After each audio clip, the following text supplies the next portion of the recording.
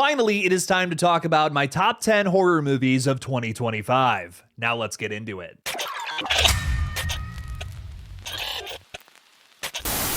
Hey everybody, I'm Killjoy Jake, and instead of having friends, I have horror movies. If you're excited for another year of horror on the horizon here, then make sure to like this video and subscribe for more updates on upcoming horror flicks. Also, the best way to support this page is by becoming a channel member or Patreon supporter, where you'll get bonus review videos each month. Patreon supporters exclusively get to see trailer reactions as well. Thank you all so much for keeping me in business. Now let's get into this. Just to serve as a little reminder, this is just my top 10 list of the year. Of course, it's not going to match exactly your thoughts. We all experience art differently, so let me know what your top 10 is down in the comments below.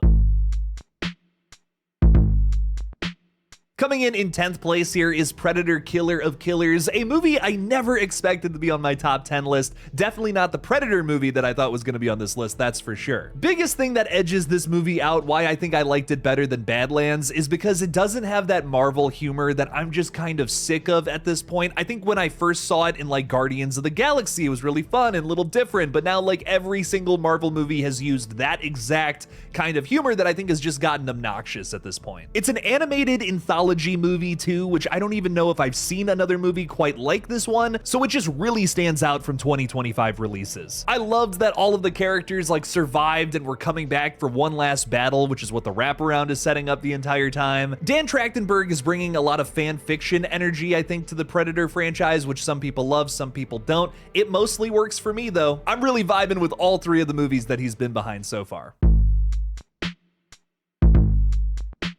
In 9th place is Together, and guys, I'm gonna be so honest with you, I think this movie just makes this list because of that creepy as fuck first half. That jump scare with the bed horrified me. It's not even really a jump scare. It's like it racks focus on like the same thing in the distance coming up underneath the bed right in your face. It's just horrifying. I mean, goosebumps all up and down my skin. What a great way to start. Sadly, I think the back half of this one kind of loses that creepy energy and gets into more of like a wholesome kind of metaphor thing with the body horror, but it is still very delightfully gross. It's a bizarre mixture of flavors too that really works for me because an actual married couple plays the main characters.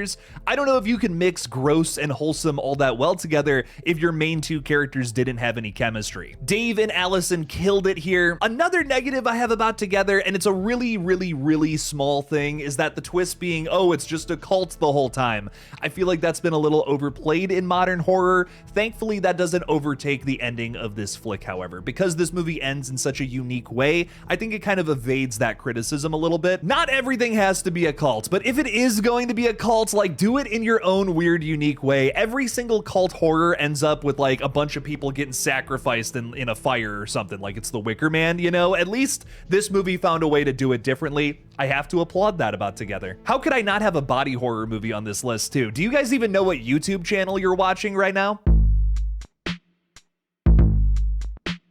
In 8th place is one of my favorite franchise continuations of the entire year, Final Destination: Bloodlines. This has got to be the best turn your brain off popcorn movie of the year by far, and maybe the best Final Destination movie ever. So many franchise continuations are playing the nostalgia card, but Final Destination: Bloodlines does it in a really unique way. It feels like it picks up right where the franchise left off back in 2011 with Final Destination 5. I also love the differences that Final Destination is able to bring to its story. Handling the premonition in such a different way than series past, I thought was a really great reinvention. I love the fact that we're following a family this time around opposed to like just a group of friends. Not only does it make all of the characters a lot more likable and relatable, but it also has become Dom Toretto's favorite Final Destination flick for obvious reasons. Really, my only criticism of this flick, and this is a criticism you could apply to literally every Final Destination sequel, is that the kills don't look so great. They are very digital, even though a lot of this is practical effects. I will say it is definitely better than a lot of the sequels before. This is much better than that. There's just a few little moments here and there, especially Julia's death, I think, that just look a little grossly digital for me. I can't hate on VFX too much though. I'm friends with too many VFX artists. Josh, if you're watching this, I'm sorry. This movie totally fucking bangs though. Best Final Destination flick without a doubt in my mind. In 7th place is the very somber Bring Her Back. If you want a movie to absolutely break your heart and just have a bad fucking time, put on Bring Her Back. Horror tends to analyze grief a lot, and a lot of these movies do it exactly the same way. It's become very superficial and stale. Bring Her Back, however, finds a really unique way to do the same thing, while also standing on the shoulders of some familiar giants like Pet Sematary and Dark Water. I cannot praise Sally Hawkins enough in this very strange role from her. I don't know if she's ever done anything quite like this. She deserves an Oscar nom, I don't give a fuck. Same with Oliver's actor, just because I feel bad for the kid. Someone buy him a cheeseburger, give him a hug, and also just give him an Oscar.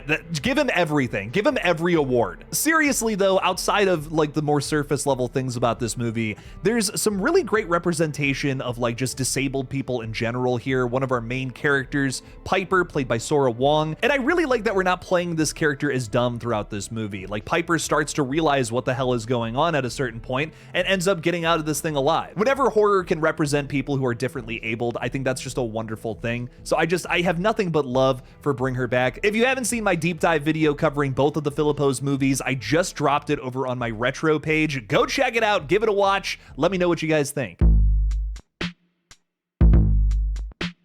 Coming in 6th place is 2025's Frankenstein. Del Toro's passion project absolutely paid off after years and years and years of hard work. This is an epic and mostly faithful adaptation that deviates with purpose from the Mary Shelley novel. I don't even know where to start with this one. Loved the entire cast of this movie, but I do have to say I think the major standout here is absolutely Jacob Elordi as the creature. Listen, Oscar Isaac is chewing it up. Mia Goth is stealing the show with her very minimal screen time, but Jacob Elordi, man, I can't believe I'm even saying it. He was the actor I was probably the least excited to see in this movie. No offense to the guy, but when you're up against Mia Goth and Oscar Isaac, Christoph Waltz too, I mean, come on. But dude, Jacob Elordi steals the show as the creature. I think the creature's tale is my absolute favorite part of this entire flick too. And it's so simple, it's so similar to the novel too, but it's just done with such love, care, and precision. What do you expect from Del Toro though? I mean, of course you're gonna get something like this. Amazing movie, fuck. There was two big takeaways I think I had with this movie. I love that this is kind of teaching us that we all want what we can't have in a weird sort of way. You know, Oscar Isaac, I think, wants to invent something that will go on forever, like will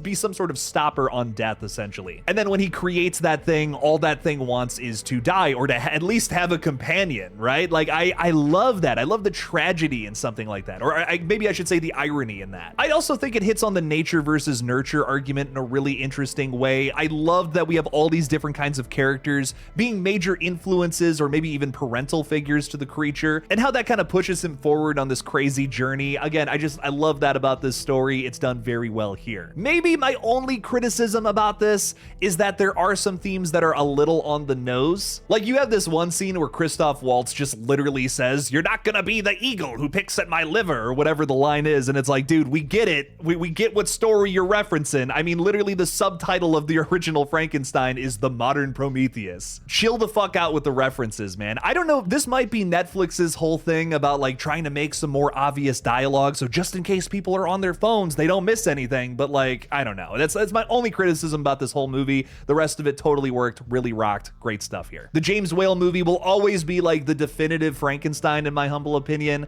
but this is also fantastic in a totally different way. In 5th place is The Long Walk, my favorite Stephen King adaptation of the year. Based on the rest of this list, I guess I just really like sad movies about kids, which is so fucked up. Despite 90% of this film just being boys walking and then inevitably getting shot, I could not take my eyes off the screen. The tension is palpable, the characters are so lovable, and my god, the twist at the end of this one punches you in the gut in such a good way. This is a movie that I don't know is going to end up on a lot of top 10 lists this year, just because it is a very hard watch considering the current political environment. I totally understand people who prefer something like The Running Man, which is a very similar concept and also a Stephen King adaptation with a much more like upbeat tone. I just think that this is the stronger film, however, even if The Running Man is a more enjoyable watch. Like, dude, where the fuck has David Johnson been my entire life? He was the standout in Alien Romulus, one of my favorite films from last year, and he's easily the standout in this movie too. What? I think David Johnson is a crazy talent. I really hope more directors pick up on this because, man, I could see him absolutely killing it in some sort of Oscar-worthy drama. It's honestly really a shame to me that the Academy rarely recognizes horror. In a perfect world, something like The Long Walk would be at least nominated. Now, I loved David so much, but the whole cast is amazing, and I think it's so rare when you have a cast with a lot of very important characters, a lot of moving parts where everybody has a standout moment, and that is so very true with The Long Walk. My mind was blown by this one, just like Curly at the start of this flick. In fourth place is VHS Halloween. Are any of you surprised that this movie made the list? Probably not. As you guys probably already know, my favorite series to cover on this page is the constantly evolving VHS franchise, and Halloween might be the most consistent yet tonally sporadic film in the whole damn bunch. This right here is everything I could possibly want from one of these movies and more. As you can probably tell from all of my little list videos I've made within the past week or so, I like all kinds of horror, man, and this movie I think hits on all kinds of different stuff all at the same time. What's great about this movie is I think that most people walking away from this film will at least love one segment. Really, my only criticism of VHS Halloween is I think some of the segments get a little too repetitive of each other. You quite literally have two segments that start off with like older kids still trick-or-treating and questioning if they're too old to be doing this still. I think what makes them stand out from each other, however, is that varying tone. No segment is like the other here. I just love this franchise so much. Sam I Am. I'll watch them in a boat. I'll watch them with a goat. I'll watch them in the rain and in the dark or on a train. I'll watch them with Queen Latifah and we'll both exclaim, Hail Rotma. And I will watch them here and there say, I will watch them anywhere. For the love of God, announce VHS 9 already, you In third place is 28 Years Later. Possibly the dark horse of this list, Years is a bit of a polarizing film with a very weird vibe about it. While it might not feel like a tonal sequel to 28 Days Later, I think it's an excellent new story that still finds ways to scare. The biggest criticism I have seen of this movie is that it's not scary like the original 28 Days Later. I beg to differ. The first 30 minutes of this movie is probably the scariest thing I've seen in horror all year. It's not the exact same movie as 28 Days Later, but like, do we really want the same movie again? I've just never understood this about any franchise. If we're gonna get a sequel, it's gotta be a different movie than what came before. 28 Years Later absolutely checks off that box for me personally. I also think that if this movie was more of 28 Days Later, it would be more of that military plot that we got in the third act. What else would this fucking be? It would be about the military trying to find a cure or something, and you've seen that movie a million times already, trust me. Had it been that, and maybe if it was executed really well, it probably would have been a good film, but concept-wise, at its like elemental stage, 28 Years Later is something different entirely, a movie I feel like I've never seen before, and that's why I fucking love it. Where I feel like a lot of fans fall off from this movie is the back half that gets really artsy and emotional. Personally, I loved this. I think it made me cry a little bit in the theaters the first time I watched it, and also it's still scary. I see a major criticism of 28 Years Later saying, oh, it's just not scary in the back half. How about that scene with the Cillian Murphy looking zombie standing behind like Jodie Comer or whatever? Dude, that's chilling. What are you talking about? In broad fucking daylight in like this field of all these flowers and shit, we just have this like emaciated looking zombie looking at you with the hungriest eyes I have ever seen in my life. That's one of the most scary scenes across all three of these movies, bar none. The cast across the board is phenomenal. Ralph Fiennes especially, though, I think is a major standout. I think if you're not into the new stuff that 28 Years Later is trying to do, you're really not going to like how this character is ushering the way forward into this new path and storyline that we're trying to do. But for me personally, I was just all about it. This is my kind of weird. Bring on more iodine-soaked skin and alpha wieners in part 2.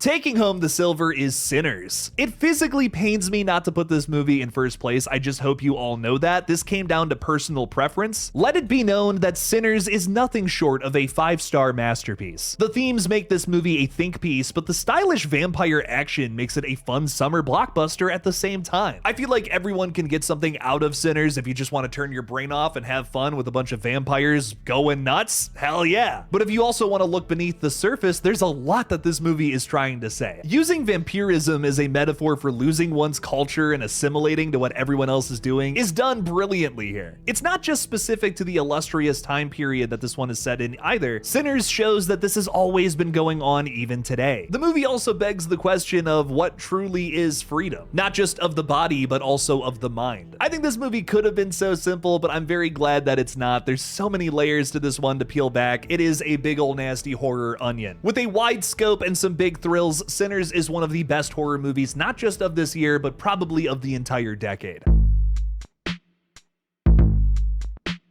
And taking home the gold this year is Zach Cregger's Weapons. I think that there is absolutely an argument to say that Sinners is a better movie, but just when it comes down to personal preference, I think Weapons is the movie that I enjoy just a little more. Zach Cregger just hits on everything I'm looking for in a good horror flick. There are twists and turns. We're telling this story in broken little increments, which I just love. That just works in my brain so well. I think that's why so many anthology movies are up on this list. I love anthologies. It's great. And when they all kind of connect, perfect. Like 10 out of 10, my favorite kinds of movies. There's a very bizarre criticism of this movie saying that Aunt Gladys, our main antagonist of the flick, kind of falls into the old hag stereotype, which is super demeaning towards women. I just don't agree with that at all. This was a criticism of both Barbarian and Weapons, and I just have like two big thoughts about that. First of all, Barbarian is more so about toxic masculinity more than anything. So like, what? On top of that, I just don't think that was the intention at all, and there's no other evidence in this movie to suggest such a thing. The root of that criticism would infer that the character of Aunt Gladys is here with purpose to demean women. I feel like if we keep throwing this criticism out anytime an old woman is just a horror villain, well, we're gonna get to the point where there's just no old lady horror villains, and I think that's kind of awful. I think anyone, no matter who they are, should be a horror villain or be represented by horror villains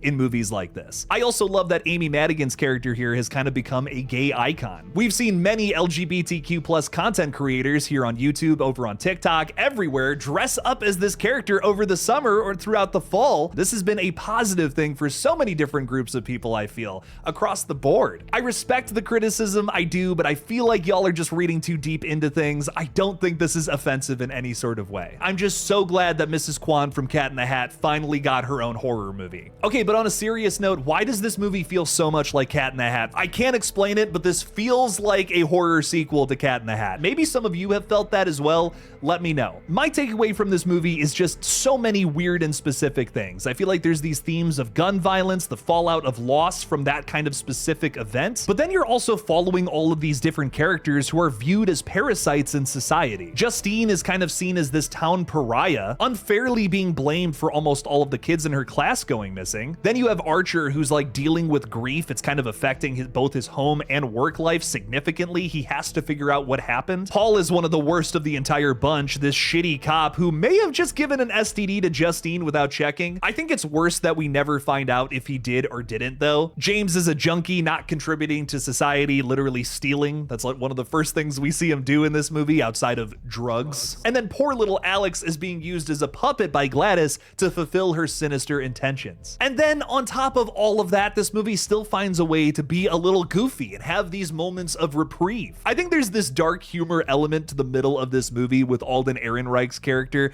constantly getting poked by these needles and wondering what disease he just contracted. But then the Raising Arizona inspired ending of this movie is inherently silly. An old woman getting chased around by all these kids who are trying to kill her. That's darkly hilarious. The ending of this movie, I think, captures the weird tone that Weapons is able to elicit. It is both funny, gruesome, brutal, and then also chilling with the final words of this one, talking about how some of the kids just started talking this year. Oh my God. The lasting effects of this witchcraft tell you that there's still much more story after the credits roll. For me, Sinners and Weapons are like these generational masterpieces. These are movies we're gonna be talking about years and years and years, decades down the line, just like something like The Shining, The Thing. These are instant classics. I can already tell sitting here in 2025 that we're absolutely going to be talking about these years down the line. 2025 was an excellent year for horror films. What did your list look like? Let me know down in the comments below. Thank you guys so much for watching. Please subscribe, and as always, don't forget to kill it out there, y'all.